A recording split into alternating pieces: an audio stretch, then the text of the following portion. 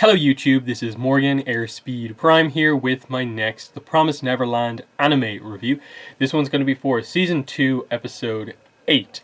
So, this episode to me was interesting in that it really represented sort of everything sort of good and bad about the anime, in that it definitely had a few moments that were like really good, potentially some of the best of the entire season. Like some of the visuals, imagery, like the music to create the intensity right towards the end of the episode when Norman is going ahead with his plan to wipe out all of the demons. Like the visuals of like his team on top of all of those pillars as he walks into the city.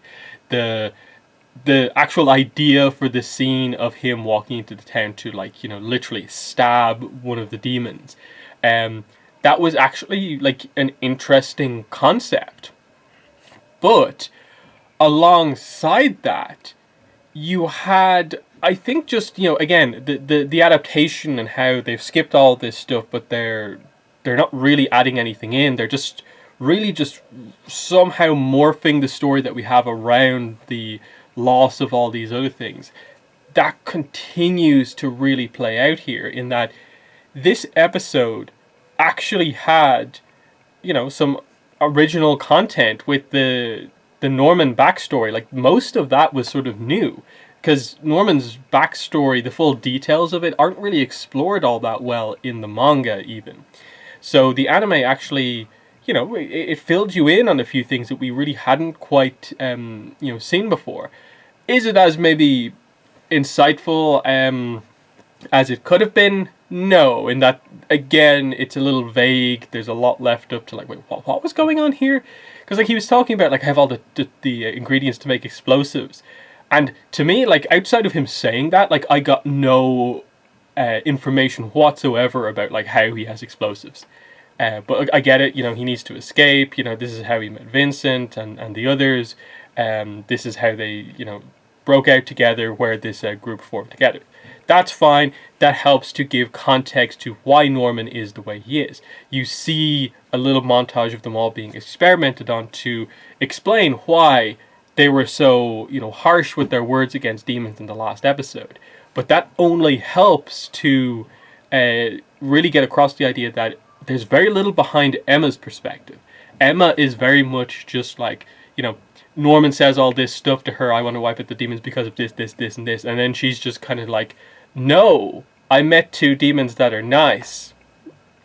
And without the nuance of any of the other arcs, it's very difficult, I think, to get behind Emma's perspective outside of just purposefully forcing yourself to just be kind of optimistic for the sake of being optimistic. And her plot in this episode, and in general, just the speed at which they just got through the story in this episode is just crazy. That in the same episode that basically they set out to find Sanju and Mujika, we see them find Sanju and Mujika and get back to the place that Norman is attacking, even though they're like a day behind. And it's just like, what are you doing here with this? That nothing is getting a chance to breathe. And then they did probably, to me, one of the weirdest things, in that probably the thing you've done the best in recent episodes has been setting up Norman as having this very different perspective to Emma and the others. And already, just by the end of this episode, Norman is having huge doubts about the length that he's going through to make this happen. Before Emma even says a thing to him, just the interaction with two of these demons. And it's like, that scene's kind of cool and all. I get it. It kind of works. There's emotion behind it. But isn't the whole point meant to be like Emma being the one to kind of, turn Norman around on this? Where it is borderline feels like he's already turned around his opinion on this. Not to mention the fact that just the whole premise of the attack here. He just attacks this village. It's not anything to do with the nobles or the ruling class of demons. He's just, poison bombed a random city. And I get that they're making the point that he doesn't particularly care, but they also don't show him poisoning the place where the high-ups are, the capital of the demon world. At least that would have made sense that Norman, who I believe said in the last episode that they went over the idea of the how different things are when you're a noble compared to when you're a normal person, and the control of food. Like Ray explained, the idea of the control of food is how they keep their power, and this is why they keep the main population on the verge of degenerating, is that keeps their power. So why doesn't Norman take out the most powerful demons with the poison first, and instead targets the people who he has to be aware really don't have anything to do with him? I don't even know if that was necessarily this purposeful decision, or if it was just the story being lazy, that they don't want to have to show the capital or design the capital or any of the nobles. They just want to be like, we can achieve the same thing by just showing the town Emma was in. That is why she sort of feels sympathy for Demon Society.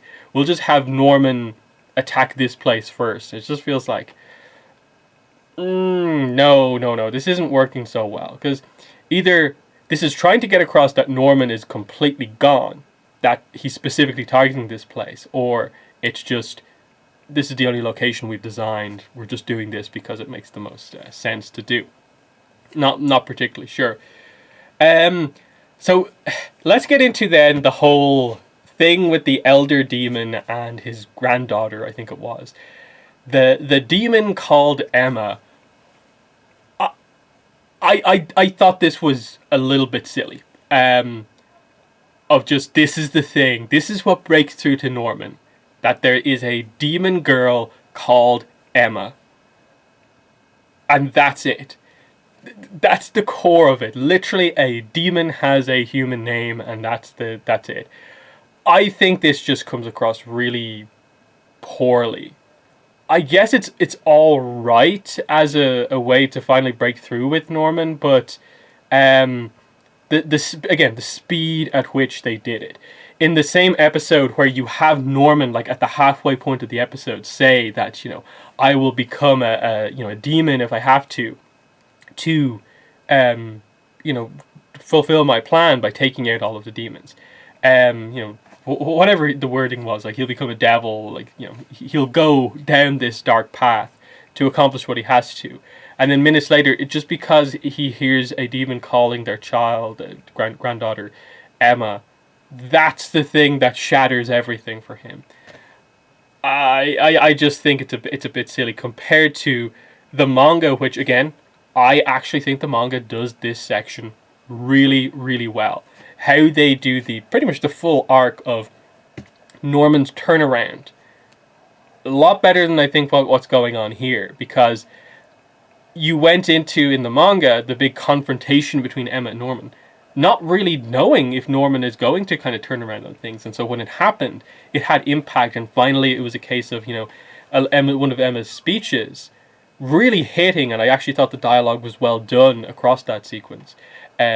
Here, though, do we even need to have that? Like, we're just jumping ahead so quickly to what we need to do, in that I'm guessing next episode is just Norman is not the enemy anymore. It'll be him convincing his allies to not go ahead with this anymore as we distribute Mujika's blood out to everyone to stop the degeneration.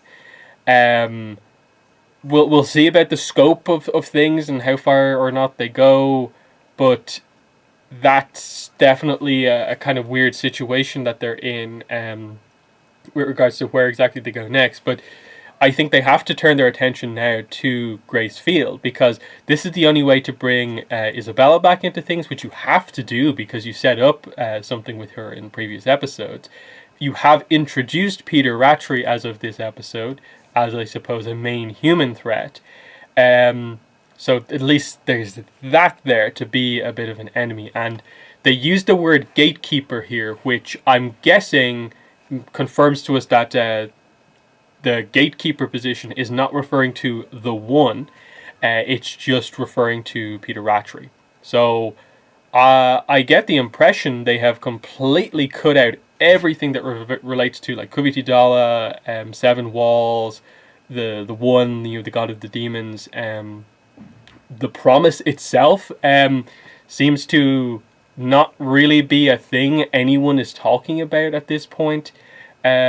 I'm guessing it's going to have to be brought up just because it has been stated already. Like they got that far in season 2 to mention the promise, but not necessarily the details of how it came into being. So that's weird. The one was mentioned back in season 1, so it's not that the anime has cleverly avoided this whole thing completely. I don't know. I'm just very worried we're going to get to the end of this series. I guess it's going to be a full series finale, not just a season finale, at the pace they're going. And we're not going to learn most of this really key information. Like, it doesn't look like we're going back to the ancient humans and establishing how that all happened, how the Rakrikan established itself. Maybe through Peter Ratchery we will get that. They might have to, because he seems to be the villain at this point. I think now that Peter Ratchery's in play, Isabella's arc probably can take place as we expect it. That can at least be something, really cool that can happen in the final few episodes, as we go back to Gracefield. And then, I guess they just use the portal they've established underneath Gracefield as the way to get back to the human world, and they just more or less do the ending they have, just again very, very accelerated. But at this stage, it's like, what do we have left? 3-4 episodes. There's no time to introduce the nobles or the queen or anything like that, is there? Because again, like, you're going to have to very, very quickly establish and resolve the whole Sanju Mujika arc. I don't think they've done enough of the setup yet to make this properly work. And this is where I think the use of that the older demon here, who also has that blood, was a little, again, a bit weird, in that him being there suddenly removed any real impact behind why we need to get Sanjun Mujika over here.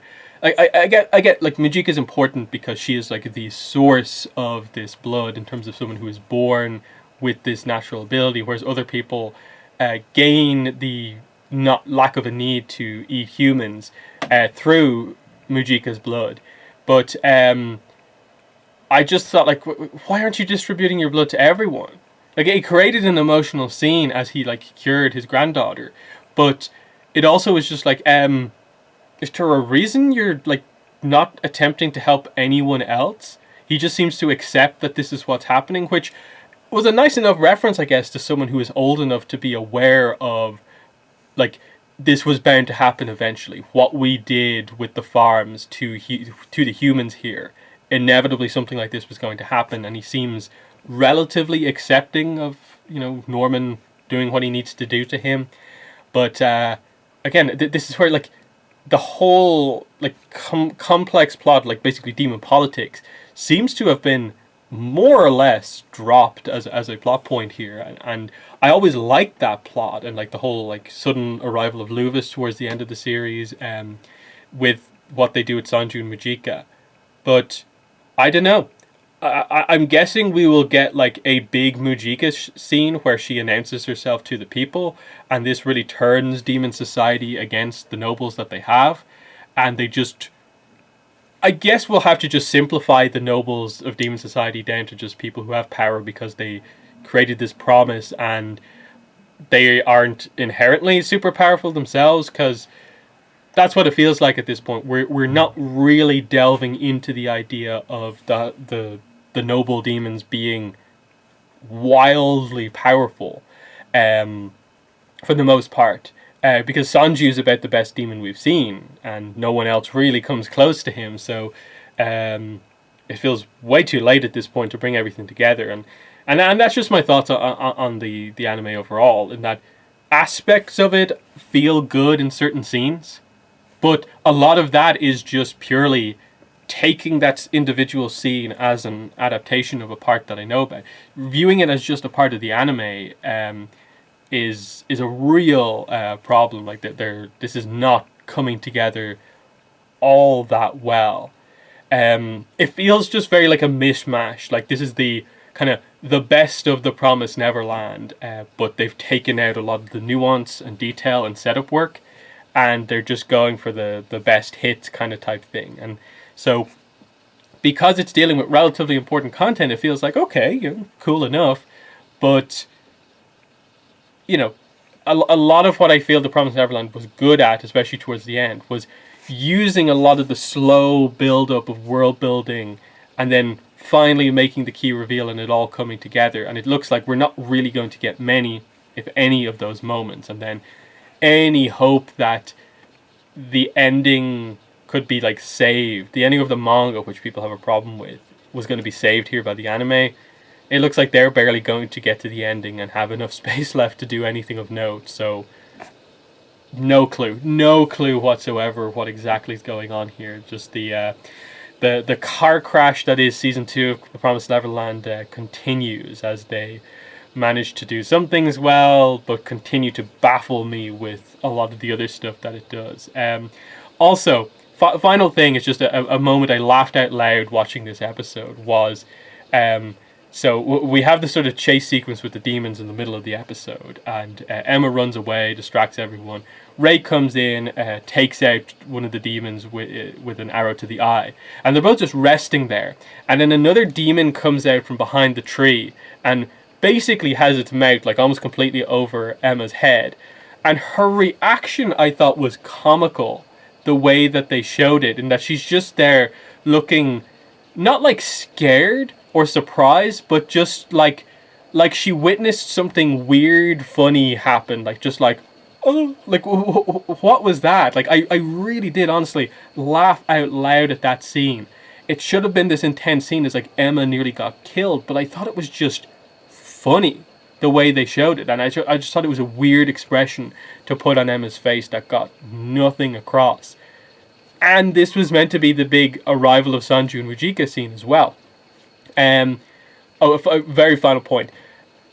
The whole necklace thing literally seems to play the role of just connecting Sanju and Rujika's first meeting with their second meeting. Of just, here's another way for them to recognize Emma without actually seeing Emma. It doesn't seem like it has any importance beyond that with regards to the whole Seven Walls Kavitidala thing. So that was, again, not particularly well done. Again, maybe it'll end up being like the key at the end to, getting through to the human world, but who knows. So they're my thoughts on the episode. In the comments, let me know what your thoughts were, but that has been the video. Thanks for watching, and bye.